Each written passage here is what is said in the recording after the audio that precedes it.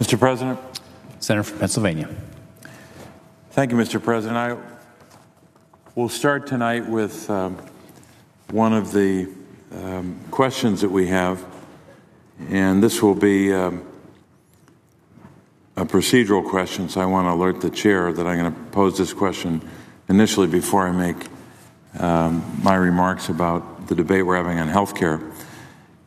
Is the chair able to confirm that the Committee on Finance considered S1796, the America's Healthy Future Act, which was ultimately incorporated into H.R. 3590, the Patient Protection and Affordable Care Act, in executive session on 8 separate calendar days prior to reporting the bill favorably? The Secretary of the Senate's office, through the Senate Library, confirms that. Thank you. Mr. President, I rise tonight to provide some context about what is at stake for children in the United States with regard to the debate we're having on health care, and in particular what would happen, some of the adverse impacts on children with disabilities.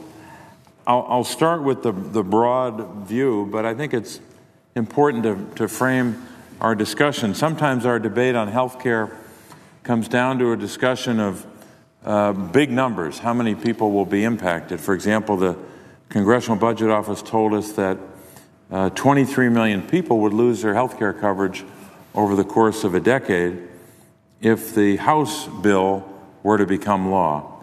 So 23 million people ripped away, health care coverage ripped away from 23 million people. Or we hear about the impact on the deficit one way or the other, or we hear about broad numbers. But probably the best way to think about the impact of these policies, if the House bill were to become the law, or some version of it, because of what a few Senate Republicans are working on right now, maybe the better way to think about it is just in terms of a couple of individuals, children.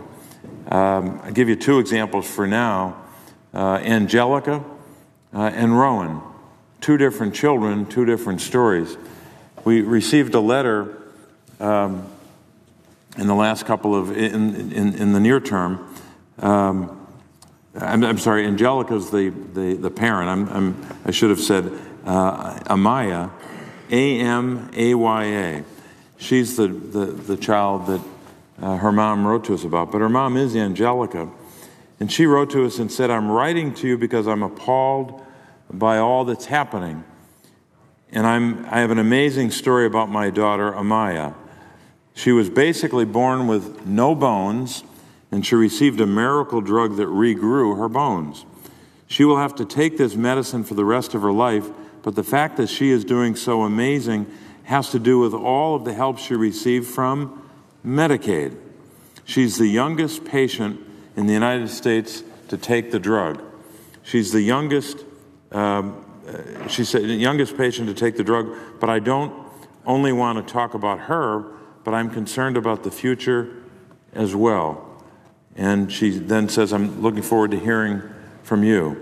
So says Angelica, and then later on, she talks about what happened in her case to her child. She says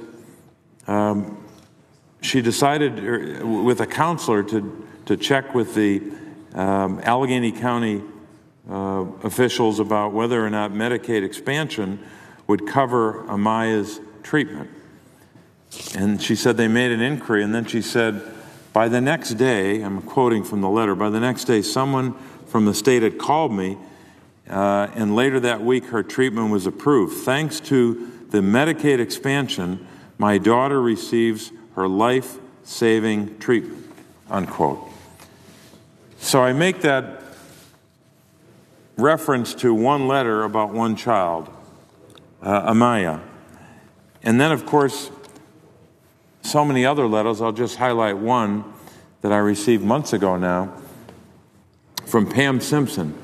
She's from Coatesville, Pennsylvania, southeastern Pennsylvania, just just outside of the city of Philadelphia. And so now you're talking about Rowan in southeastern Pennsylvania and Amaya in southwestern Pennsylvania, two corners of the state, two children facing challenges that most of us can't even imagine. But in this case, Pam Simpson wrote to me about her son Rowan and talked about his life before a diagnosis of autism and before he was getting the help that he's getting now. Pam talked about all the challenges that she and families like her face. She talked about the fact that he was having all kinds of difficulties, but then they finally got the word that Rowan would be covered by medical assistance. That's the Pennsylvania version of Medicaid at the state level. She said she applied in January of 2016, and after Pam got the word that Rowan would be enrolled, she said, quote, "We were able to obtain wraparound services, which included a behavioral specialist consultant, so-called BSC, and a therapeutic staff support worker. The wraparound services have been a godsend," unquote, referring to the services provided to her son Rowan. Then she goes on later in the letter and says, "Without Medicaid, I am confident that I could not work full-time to support our family. We would be bankrupt, or my son would go without the therapies he sincerely needs." And here's how Pam concludes her letter. She says, "Please think of my dear Rowan, in his happy face, his big blue eyes, and his lovely strawberry blonde hair. Please think of me and my husband working every day to support our family. Please think of my 9-month-old daughter, Luna." And I'll stop there just to explain. We're talking about Rowan, who's a couple years older. The reference here is to his younger daughter, to his younger sister, Luna. Just continuing with the letter. "Please think of my 9-month-old daughter, Luna, who smiles and laughs at her brother daily. She will have to care for Rowan later in her life when we are gone. Overall, we are desperately in need of Ryan's medical assistance and would be devastated if we lost these benefits," unquote. That's what Pam Simpson wrote to me months ago. And after referring to her story and Rowan's story over the last couple of months, I finally had the chance to meet her and to meet Rowan and to meet his dad and his sister Luna. So I met this family, four people in a family, met them on Friday. And it's one thing to read about and to get a sense of what a family is up against every day, and it's another thing to meet them. Right now, that family, the Simpson family, has what they need for Rowan. Doesn't mean they don't have challenges, doesn't mean it won't be difficult in the years ahead, but they have the benefit of Medicaid right now, medical assistance as we call it in Pennsylvania. So Rowan now, because he has autism, has the benefit of those behavioral specialists and those assistants. In fact, there was a person with them the day that I met them to work with Rowan every day.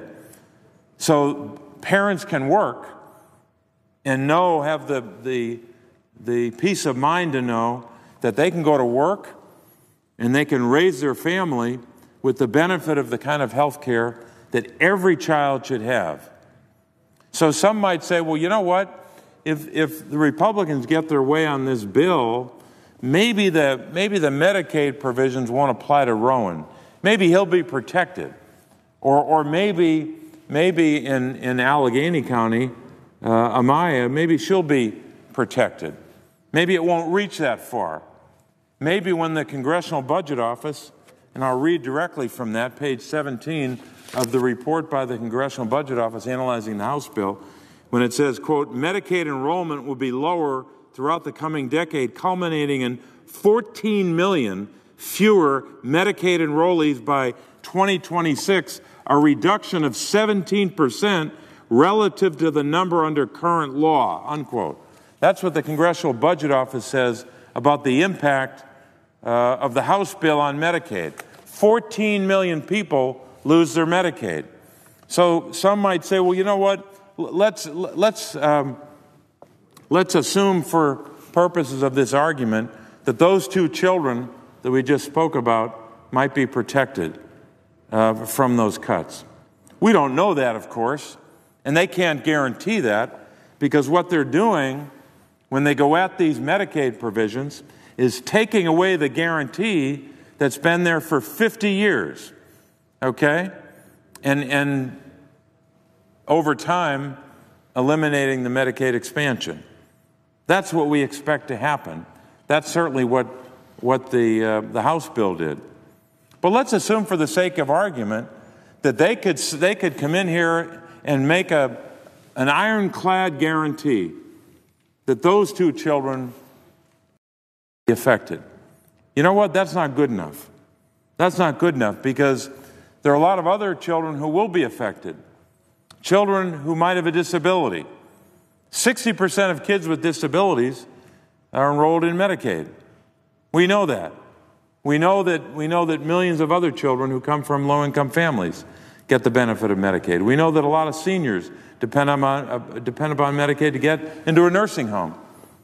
But no family that has a child who benefits from Medicaid, who has a disability, no family should have to worry for 15 minutes that what would happen in this chamber, because a small group of Republican senators are meeting in secret, and they're supposed to produce a bill that we're all supposed to consider in a short time frame. No product of that secret process should in any way give any parent that has a child with a disability any concern at all that benefit will be taken away. That's not who we are as a country. We're America. We take care of people that need those kinds of services, that kind of benefit. So if a child like Rowan, who's receiving the benefits of Medicaid today because of his disability, if a child like that is receiving those services today, we should guarantee that he will receive those benefits for as long as he needs those benefits, even if it goes the length and breadth of his life. We should guarantee that. Take it off the table so that family doesn't have to worry. That, I hope, would be the result of this process undertaken by a small group of Republican senators. And I've been waiting to hear that, waiting to hear whether or not they will guarantee that to that child, to give that family some peace of mind with all the challenges they have, even with Medicaid, even with the great support that they get. It's not easy. It's a very difficult life that many families lead with when they have a child with a disability. But we should do everything we can to make sure that if a child with a disability, just one category of people that benefit, any child with a disability who gets the benefit of Medicaid should have that protection for as long as they need it. And I'll be waiting to hear that from our colleagues when they finally emerge from this secretive process with a bill. So I hope that's what they're working on in their meetings, because we know that it affects a lot of children. As I said before, Medicaid covers 60% of all children with disabilities, ranging from autism, like Rowan, to traumatic brain injuries. We know that children on Medicaid receive what many consider the gold standard for children's health care: early and periodic screening, diagnosis, and treatment benefits, so-called EPSDT. So they get the screenings they need, so they can get preventative health care when they need it. So all of these protections should be not just a goal, should be guaranteed for those children. So I'm hoping that our friends who are working on this right now would consider Rowan and Amaya and children like that. And we'll come back to it later. We'll have other stories to tell about children and what they're up against. But I'm, on a night like tonight, thinking of those children and worried about some of the headlines we're seeing on some analysis. And I'll wrap up with this, Mr. President. Center for American Progress report dated May of 2017, quote, cuts to Medicaid would harm young children with disabilities. That's one report. Another report for the Center on Budget and Policy Priorities, May 18, 2017. Medicaid cuts in House ACA repeal bill will limit availability of home and community-based services. That's another headline, and we won't get into the details of those reports now. So we have a lot to work on here to make sure that nothing that happens in this process will rip away health care for children with disabilities. Mr. President, with that, I'll